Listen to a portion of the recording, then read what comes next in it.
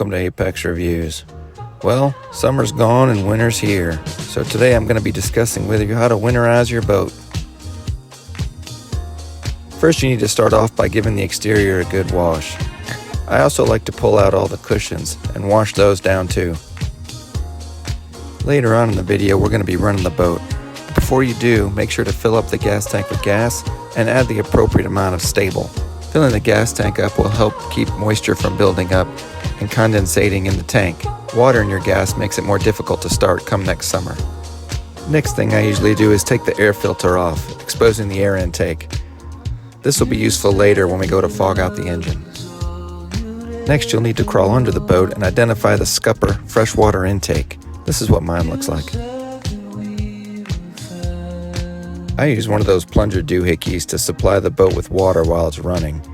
I connect the water hose from the plunger into a bucket, and then I use a bilge pump to pump water into the boat. You'll see why later.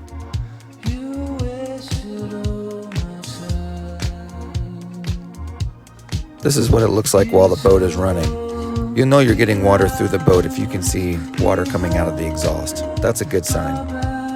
If your boat has a heater, I'd go ahead and turn it on and let the boat run until it gets up to operating temperature. Everybody has their way of winterizing their boat. I like to fill mine up with RV antifreeze. Some people just pull the plugs and drain out of the water, but I like keeping some fluid in there to keep everything conditioned. The RV antifreeze I got is good for -50, so unless you're boating way up north, you shouldn't need anything more. You'll need a friend to help you with this part. While the boat is running, I let the water drain down to just above the intake, and then I fill the bucket back up with RV antifreeze. The boat's going to suck that RV antifreeze up and through all of its internal parts and out the exhaust. I use about 6 gallons for this LS1 350 motor.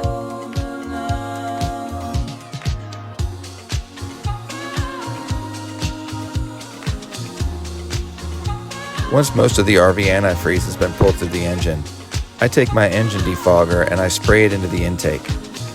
You should do this until the engine quits. This will prevent pitting in the cylinder walls from any moisture that might be there throughout the winter season. You should be able to stall out the engine through the fogging process. After that, I usually go back to the exhaust to make sure that there is RV antifreeze coming out the exhaust. That way I know it went all the way through the system. Next, I pull out the battery and battery boxes. I usually store those in a temperature-controlled area. In my house, I keep them in the basement. I usually put them on a trickle charger. Next, I check all the tire pressure. Then it's time for the garage. Thanks for watching.